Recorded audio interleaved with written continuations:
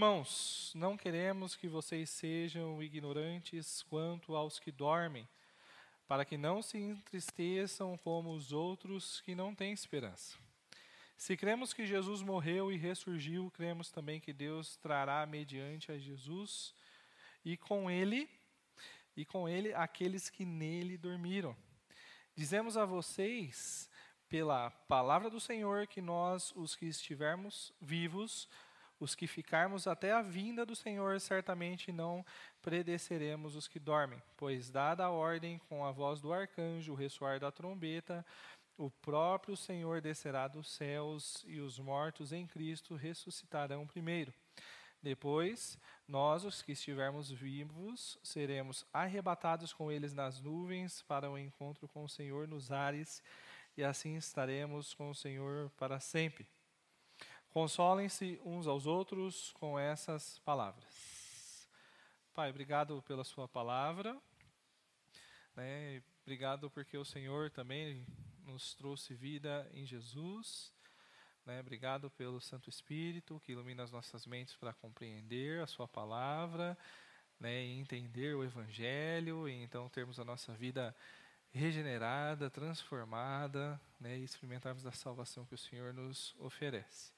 Abençoe esse momento agora para que a gente possa olhar para a sua palavra, concentrados, querendo ouvir o que o Senhor tem a nos falar, e assim, ouvindo da sua palavra, o seu Espírito Santo, usando tudo isso, sejam cravados no nosso coração, a fim de realmente trazer vida às nossas vidas. Pai, por favor, abençoe esse momento, fale aos nossos corações, tem misericórdia de nós precisamos do Senhor. Em nome de Jesus, amém.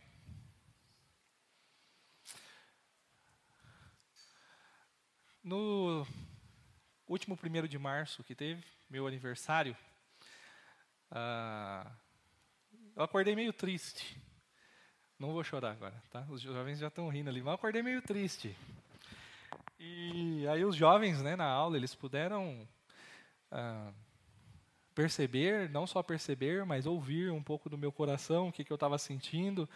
Eu acordei meditando no Salmo 90:10, no dia do meu aniversário. Tudo bem, aí os irmãos, às vezes mais experientes, vai pensar, ele é tão novinho ainda, né?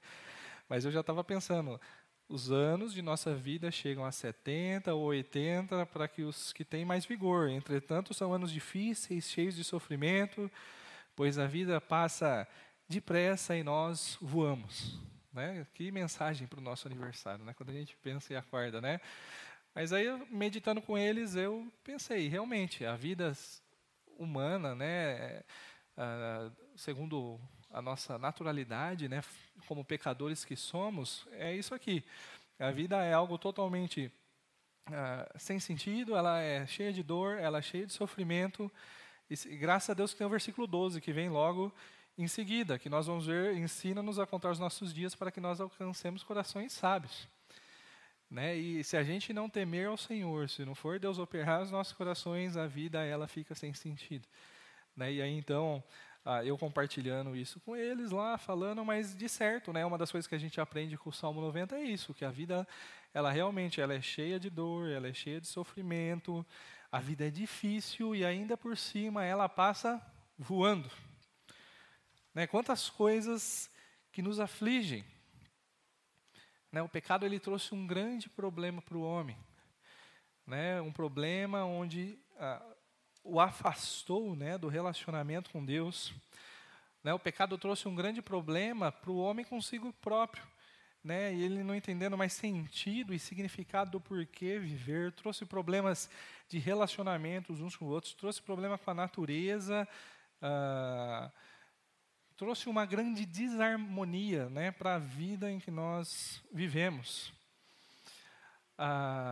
E se a gente parar para observar, a gente vai ver que, em última instância, todo o sofrimento, todo o mal está ligado com os problemas que nós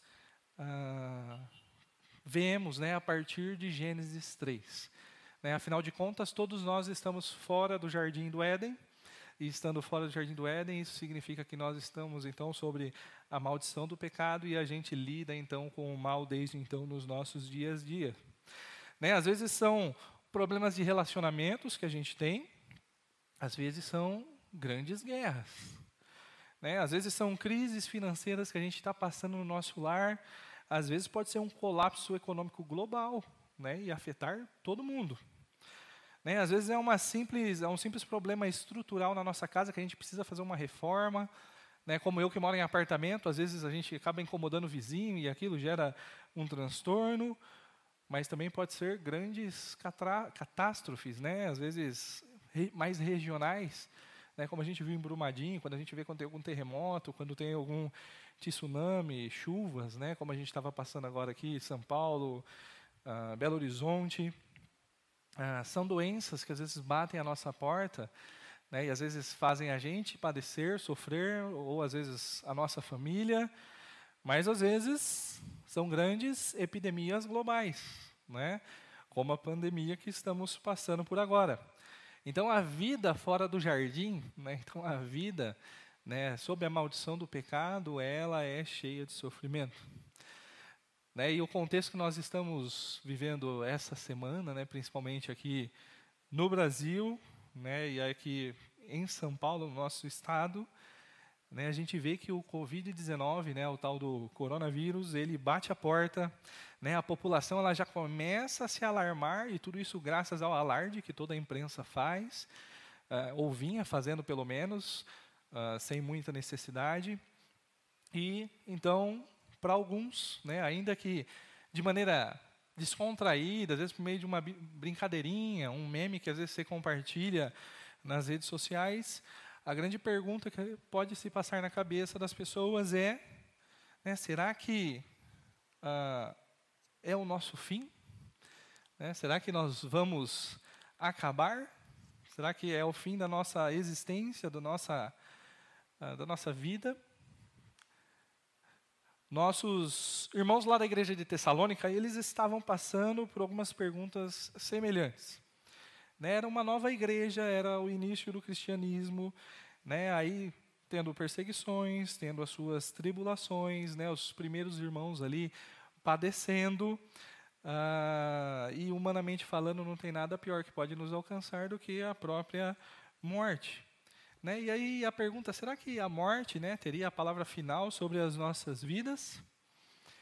Tessalônica ela era uma cidade situada ali, então, na Macedônia. Né? Ela chegou a ser a capital de um dos 4 distritos romanos ali na Macedônia, mas, em suma, ela era uma cidade grega, influenciada ali pela cultura grega, pelo helenismo. Né? E os gregos eles acreditavam que a história ela era cíclica. Mas quando a gente olha para a palavra de Deus, nós vamos ver que a história, na verdade, ela é linear, ela é teleológica, né? Então, isso quer dizer que ela caminha para um final, né? E nesse final nós veremos a vitória de Cristo e da igreja. Quando nós olhamos lá para o versículo 13, né? Irmãos, não queremos que vocês sejam ignorantes quanto aos que dormem, para que não se entristeçam com os outros que não têm esperança. É possível notar que aqueles que não conhecem a Deus, eles se encontram em uma situação de desesperança. Né? Alguns filósofos gregos, como Sócrates, eles até tentavam explicar ou fundamentar, né? Falar que a felicidade existe, mas sem fundamento algum, né? Sem nada que lhe desse a garantia que essa felicidade, então, que eles conseguiam enxergar, ela realmente existia, e então não adiantava nada, eles continuavam sem esperança. Né, dentro do paganismo, o futuro era sempre algo incerto, era ameaçador, era algo sombrio. Né, e ao se deparar com a morte, um pagão ele se encontrava com um momento de grande tristeza. Né, nas lápides dos túmulos daquela época era comum encontrar frases como do tipo: eu não existia, vim a existir, não existo, não me importa. Né? Nos tempos de Paulo, então, o mundo era um mundo sem esperança, né? Semelhante aos dias em que nós vivemos hoje também. Né? Para eles ali, então, não havia futuro para o corpo, porque, na verdade, eles pensavam que o corpo era uma espécie de prisão da alma, né? Era algo que impedia que, então, a alma deles se aperfeiçoassem. E agora o que está vindo na cabeça dos nossos irmãos ali de Tessalônica, da igreja de Tessalônica, eram as seguintes dúvidas. Né? A primeira E aqueles que já haviam morrido, né? Eles, por acaso, eles estão destituídos dos eventos gloriosos, né? Que nós veremos, participaremos no retorno de Cristo. E a segunda, provável, e se caso a gente for pego desprevenido? Né? Não, será que não participaremos da salvação? Paulo, né? Então, no versículo 15, o iniciozinho, a gente vê, dizemos a vocês pela palavra do Senhor. Né? Ele nos mostra, a partir da palavra de Deus, que nós não precisamos ficar especulando sobre aquilo que há de vir. Né? Mas como era próprio daquele tempo, e como é próprio do nosso tempo, né? Ficar elucubrando e tentando imaginar o que pode ter depois da morte, né? Mas a gente pode olhar para a revelação específica do nosso Deus, que é muito clara, transparente a respeito de quem é o nosso Deus e do que nos aguarda no futuro.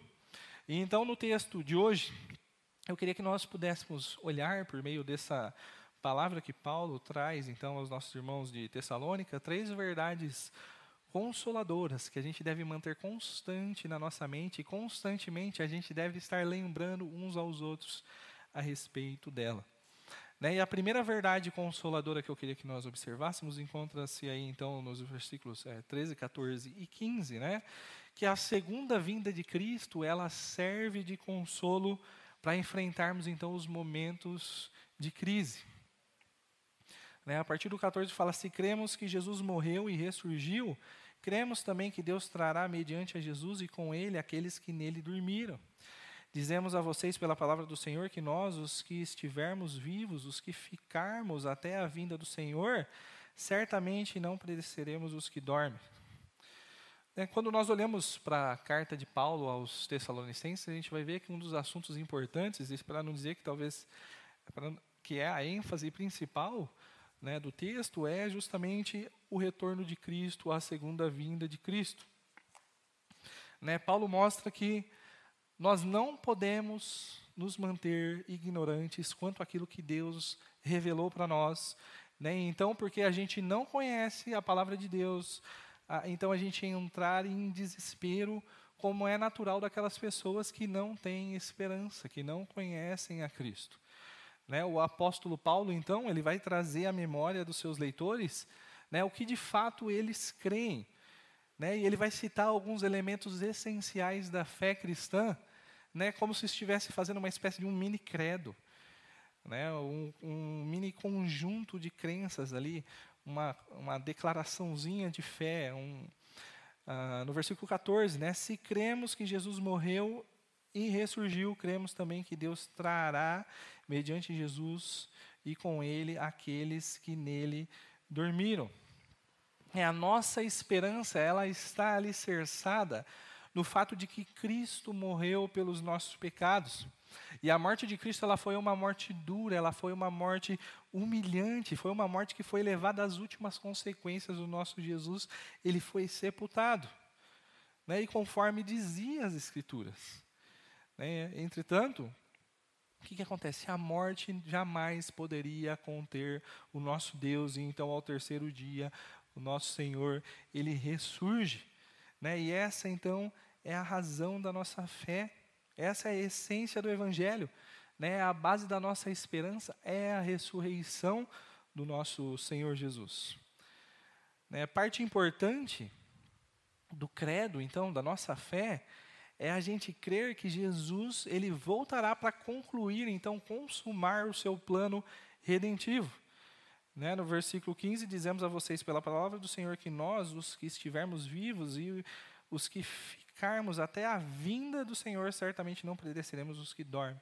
Né, ficarmos até a vinda do Senhor. Né, nesse versículo aqui, a gente vai se deparar agora com um termo técnico importante. Nessa vinda do Senhor. Vinda é uma palavrinha no grego chamada, né, parousia. Né, o sentido literal dessa palavra aqui é presença, é chegada. Ela pode até ser usada, às vezes, num contexto um pouquinho mais singelo, um pouquinho mais humilde, para falar da vinda de uma pessoa. Só que ela era usada, empregada justamente quando era uma visita de um governante importante. Né, quando era a chegada, então, de um soberano. Né? Ela era usada quando um novo imperador ia entrar, então, no império, na capital do império, né? Depois de unificar, né? Então, o reino, ter alcançado a paz, e então, com a sua vitória, ele entra com toda a sua pompa, né? E toda a sua autoridade, então, mostrando, né? Quem ele é, né? O soberano, o imperador, né? O que governa, então, sobre todos. Né? E aí, então, o sentimento seria de paz, felicidade. Né? Aqui também, né, na carta, na realidade, se trata também da chegada de um soberano. Né? E aqui nos encontramos com a parousia do Senhor. Né? Naquela época, a palavra Senhor ela não estava tão desgastada como nós temos hoje. Né? E então, aquela jovenzinha igreja surgindo, né, iniciando, ela entendia por chegada do Senhor era algo diferente do que aquelas entradas triunfais dos imperadores, dos governantes do Império Romano. Né, agora, quem viria, né, quem virá, no caso, né, agora quem virá vai ser o real soberano sobre o mundo, sobre toda a história. Né, aquele que de fato é capaz então de trazer salvação, de trazer paz, né, a uma terra marcada por guerras, marcada por divisões. Né, enquanto os imperadores daquela época, né, os imperadores terrenos, eles, apesar de ostentar, né, toda aquela pompa e às vezes causar até algum tipo de entusiasmo, conduzia sempre o povo a decepções. Né, mas quando o nosso Senhor vier, Ele é o soberano, Ele é o Rei dos reis, o Senhor dos senhores, e Ele vem então trazendo de fato a consumação da nossa salvação. Em meio às tribulações, a volta do Senhor, ela é uma verdade extremamente consoladora. Né, e muitas vezes a gente estuda a escatologia pensando em especular. Né? Mas a mensagem escatológica, a principal função dela é trazer consolo para nós. Né? Mas o grande problema é que, às vezes, levado pelo sistema desse mundo, né, às vezes dando vazão para o nosso próprio pecado, para a nossa própria natureza pecaminosa, nós acabamos nos deixando levar para o desespero. Né, muitas vezes a gente esquece já de início, né, que nós fomos comprados por um alto preço, e logo no iniciozinho da mensagem do nosso credo, né, que Cristo morreu pelos nossos pecados e ressurgiu, então, para trazer uma novidade de vida, a gente esquece e troca Cristo por tanta coisa de menos valor e insignificante. Mas a gente precisa ter firme na nossa mente, a todo instante, que o nosso Senhor Jesus, né, Ele morreu, então, pelos nossos pecados, Ele ressuscitou, né, nos chamou por uma novidade de vida, e em breve Ele vai retornar, então, para concluir o seu perfeito plano redentivo. Né, ainda que a situação que às vezes você esteja lidando pareça um gigante, né, ainda que possa ser a própria morte, né, nós não podemos nos esquecer que existem coisas que ainda estão para acontecer, né, coisas que estão, então, subordinadas à vontade do nosso soberano Senhor, que criou toda a história, que está sustentando, escrevendo toda a história, e que vai, então, consumar essa história. Né, e quanto mais os dias têm passado, quanto mais eu tenho vivido, mais, né, eu tenho sentido o anseio de orar por, vem, Senhor Jesus. Maranata, vem, Senhor Jesus. Né, a vinda de Cristo, então, é uma fonte de consolo para nós.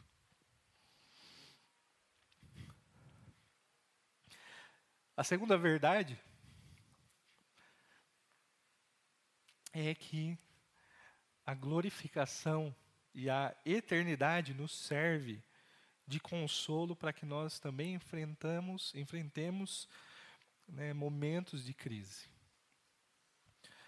Em meio às crises, né, que a vida nos traz, nós acabamos sofrendo.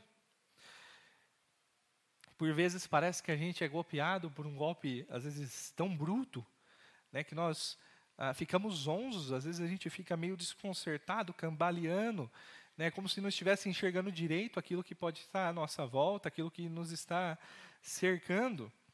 Né? E o grande segredo para que possamos encontrar esperança em meio ao caos é a gente ter um vislumbre da eternidade.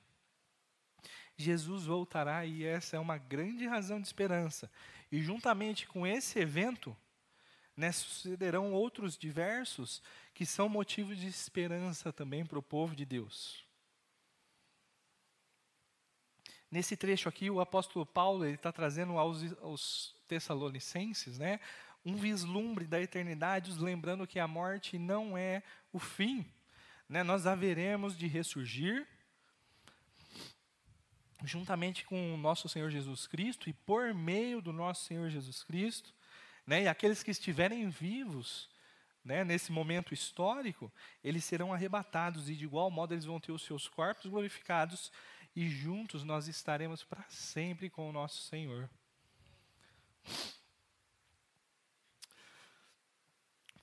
Eu me emociono porque a gente pensa muito pouco nisso. E isso aqui tinha que estar o tempo todo martelando no nosso coração.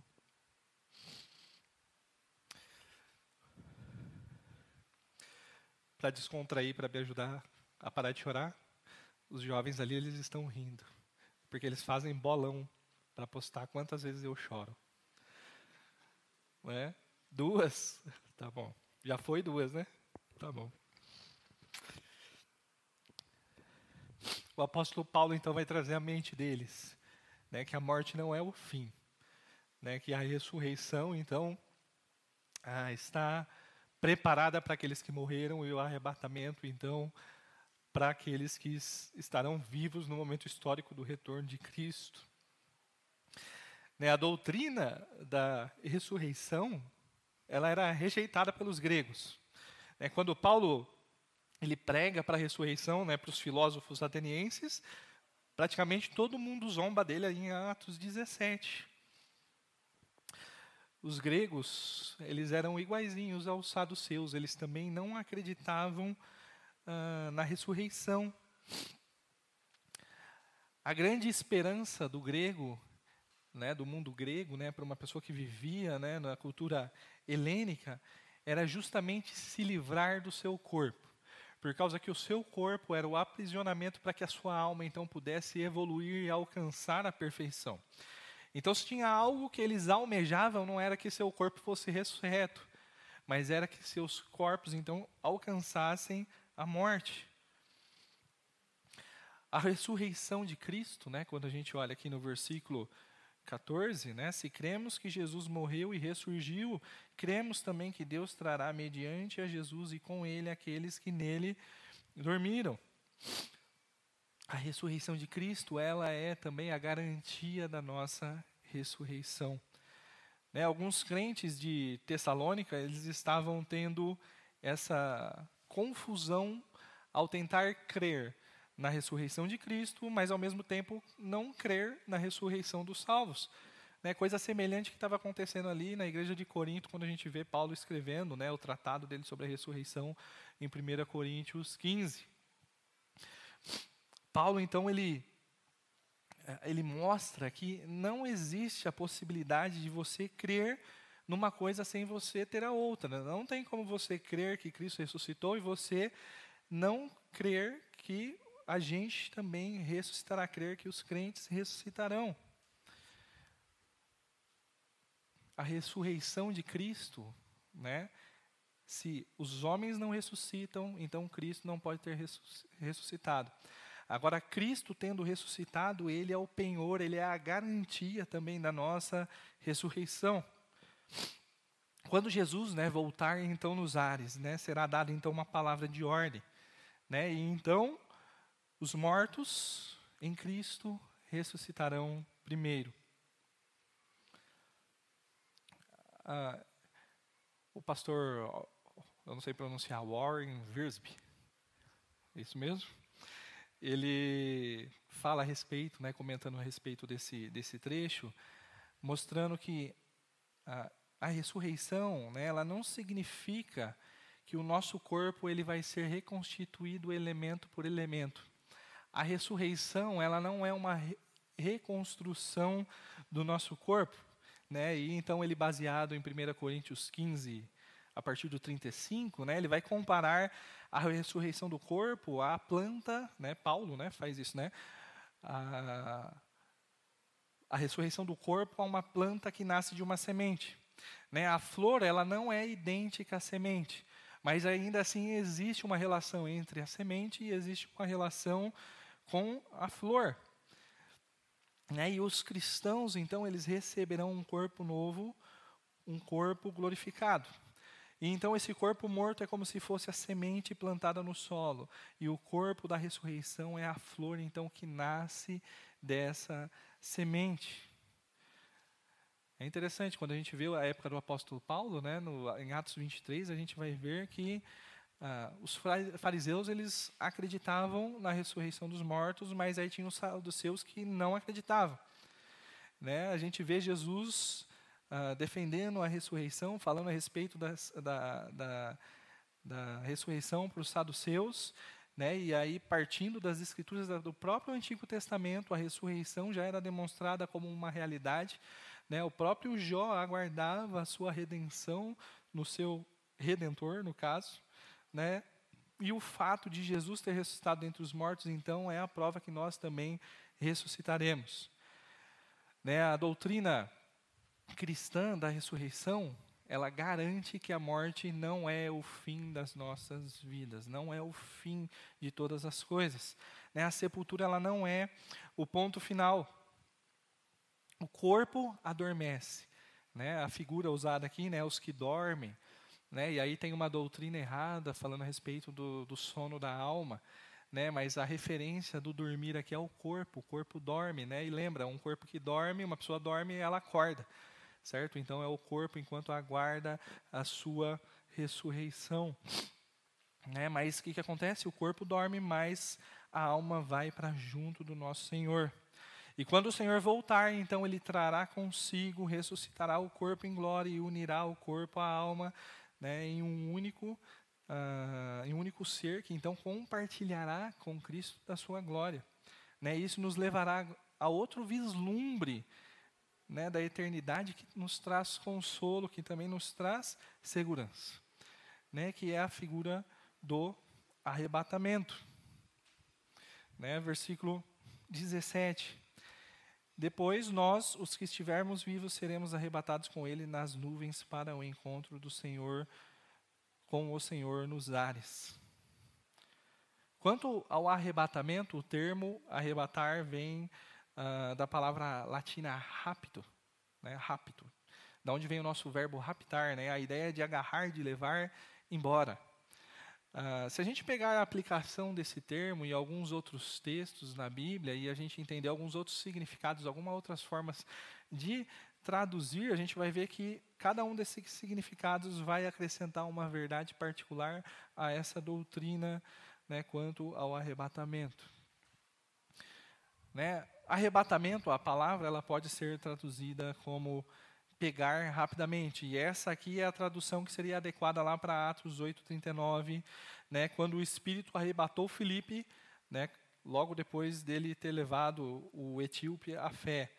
Né? Então, o que a gente vê com isso? Que quando o Senhor voltar nos ares, os que estiverem vivos serão levados, né, embora, e rapidamente, né, num piscar de olhos.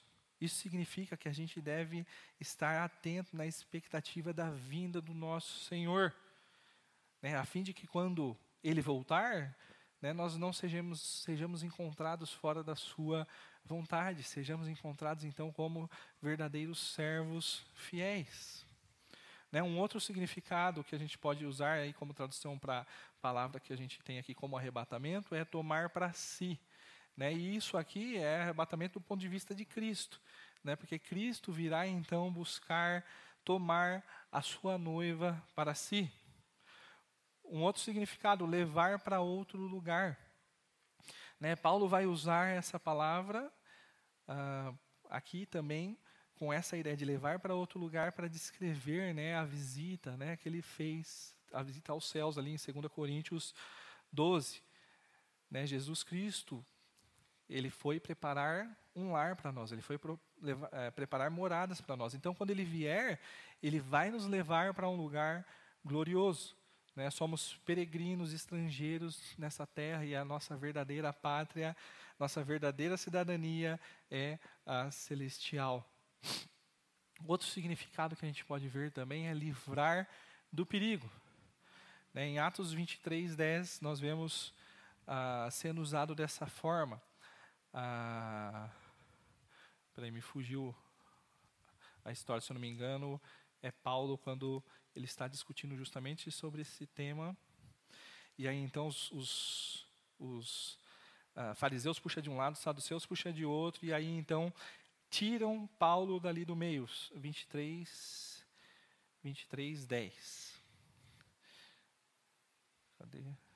A discussão tornou tão violenta que o comandante teve medo que Paulo fosse despedaçado por eles. Então ordenou que as tropas descessem e o tirassem à força, tirar à força, né, do meio deles, levando para a fortaleza. Né? Então a ideia de arrebatamento também é livrar do perigo. Né? E isso aqui trata de uma indicação que a igreja será levada, então, né, para o lar antes que a tribulação seja instaurada. Antes que a tribulação seja enviada por Deus, então, ao mundo. Né? E o próprio livro de Tessalonicenses, né? Aí o capítulo 1, versículo 10, vai trazer essa ideia também. Né? E esperar dos céus, versículo 10, capítulo 1, esperar dos céus seu Filho, a quem ressuscitou dos mortos, Jesus, que nos livra da ira que há de vir. O mundo incrédulo, né? Será que ele vai ter consciência desse evento acontecendo? Será que ele vai ouvir o brado? Será que ele vai ouvir a trombeta? Né? Será que ele vai ouvir a voz? O texto de 1 Coríntios 15, né, 52, falando a respeito aí da ressurreição, dá a entender que isso vai ocorrer assim num modo extremamente rápido, né, num piscar de olhos. Né? Agora, uma vez que o brado, né, a trombeta, a voz, isso aqui é uma coisa voltada para a igreja, para o povo de Deus, né, não há motivo para crer que eles então ouvirão todas essas coisas. Entretanto, não conhecendo a Cristo, não tendo esperança, não tendo conhecimento do porvir, né, muito provavelmente eles certamente não, certamente eles não compreenderão o que estará acontecendo, a não ser aqueles que ouviram a respeito da palavra de Deus e então passarão pela tribulação por não terem crido. Com exceção desses, então.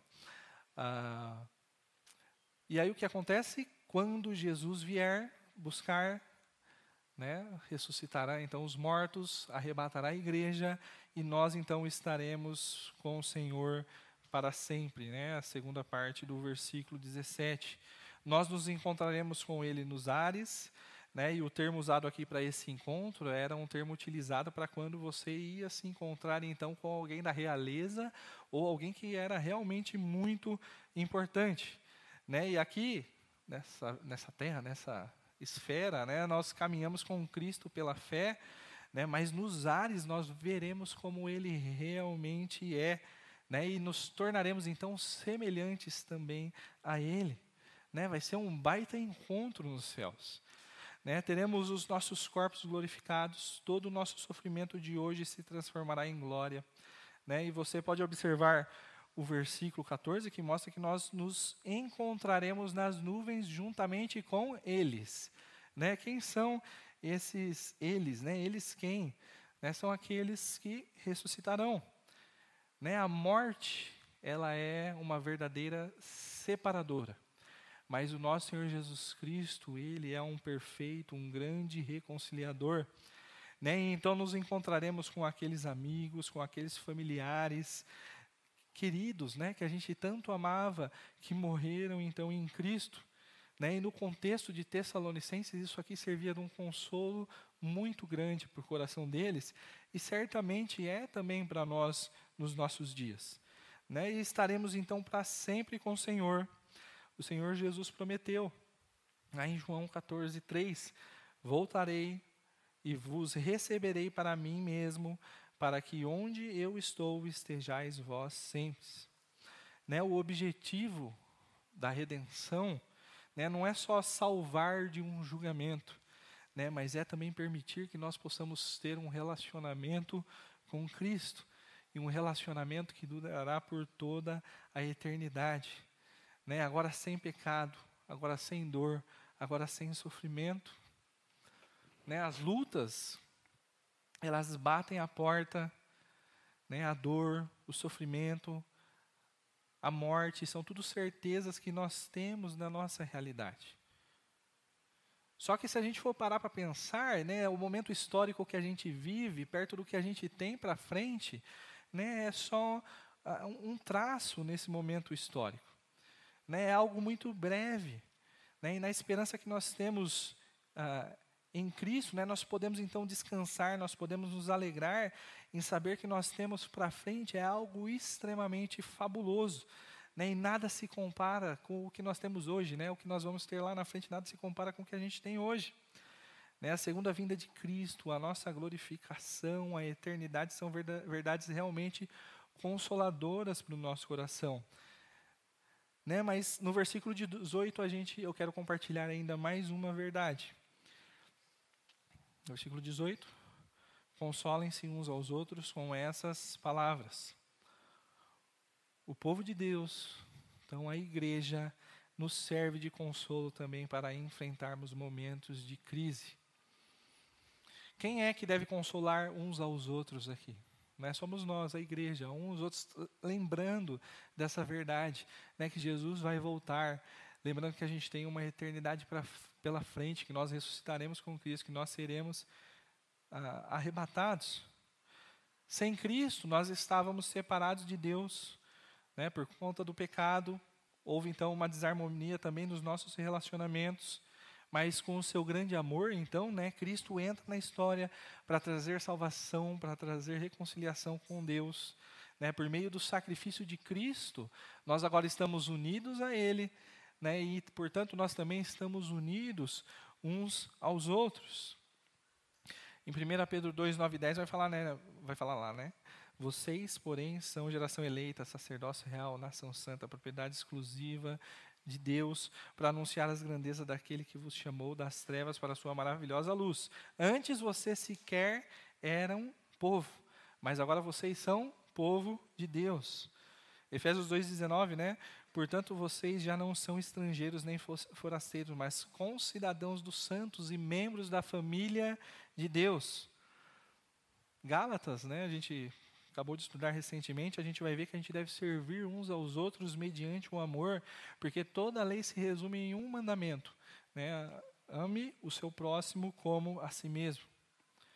Quando nós estamos passando por momentos de tribulação, né, quando a adversidade ela nos encontra, normalmente a gente pensa que nós estamos sozinhos e o nosso sofrimento às vezes é o maior do mundo.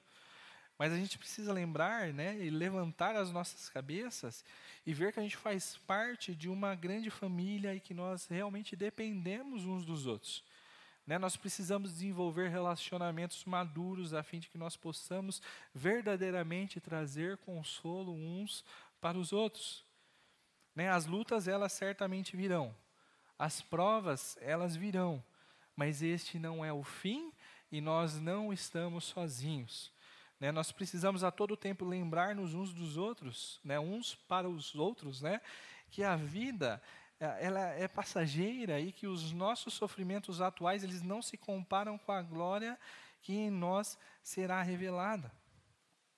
Nós precisamos, então, constantemente trazer à memória uns dos outros vislumbres da eternidade. Né, como disse, às vezes a tribulação nos golpeia de uma forma que a gente fica sem rumo. Né, o papel que nós temos como irmão em Cristo é pegar esse irmão e agora fazer ele olhar lá para frente de novo, para aquilo que nos aguarda na eternidade. Né, durante as tribulações a gente pode contar uns com os outros, então. Nós estamos aí vivendo uma iminência, a gente não sabe ao certo o que significa tudo o que está acontecendo, mas é uma crise na nossa sociedade, né, quanto a esse vírus. Sinceramente, eu não sei, né, e aí vocês fiquem atentos às redes sociais, como o pastor Rony falou, né, os nossos meios de comunicação. A gente não sabe se a gente vai estar domingo aqui para cultuar o nosso Deus juntos nas próximas semanas. Né, nós Não sabemos exatamente, né, o quanto isso pode afetar diretamente as nossas vidas, as vidas das nossas famílias. Né, e isso aqui é uma apenas tribulação, uma adversidade que a gente está enfrentando. Né, isso aqui é algo que a gente está passando de maneira geral, global. Mas certamente cada um de nós temos, né, as nossas adversidades. Às vezes é um problema de relacionamento, né, e a gente não sabe como aquilo ali vai se solucionar, se vai se solucionar. Né, às vezes é uma perseguição no trabalho, a gente quer saber quando aquilo vai parar, a gente não sabe nem se aquilo vai piorar. Né, às vezes é uma crise financeira que você tem passado, né, você quer saber quando você vai então vencê-la, né, mas a gente não sabe, né, o dia de amanhã. Mas certamente a gente pode ter certeza que isso é muito pouco comparado com aquilo do que está por vir, né, perto da glória de tudo aquilo que nós desfrutaremos. Pode ser que nós passemos por crises, por momentos de sofrimento, mas nós temos a Cristo e nós temos uns aos outros para nos consolarmos em meio a toda dor, a toda frustração, a toda adversidade, a toda tribulação. Né, e nos consolarmos como? Lembrando que Jesus ele voltará, que nós seremos glorificados com Ele e que nós então estaremos com o Senhor para sempre. Minha oração então é que constantemente, né, da mesma forma como, não vou chorar não, né, da mesma forma como eu constrangido, né, que chorei porque reconheço que eu deveria pensar mais nessas coisas, né, que nós, como Igreja de Cristo, como um povo, né, que foi comprado por um alto preço, né, chamado por uma novidade de vida, né, que foi liberto do pecado, foi liberto da morte, e que está esperando a eternidade, a todo instante esteja lembrando disso. Jesus vai voltar. Né, Jesus vai voltar. Gostava muito do pastor Vitor. Né, ele via o céu com nuvens, ele falava, pode ser hoje. Né, nós vamos nos encontrar nas nuvens com Cristo. Né, e ele olhava as nuvens e ele sempre falava, pode ser hoje. Né, que a gente possa constantemente estar lembrando, sobretudo quando nós estivermos passando por momentos de adversidades em nossas vidas. Vamos orar?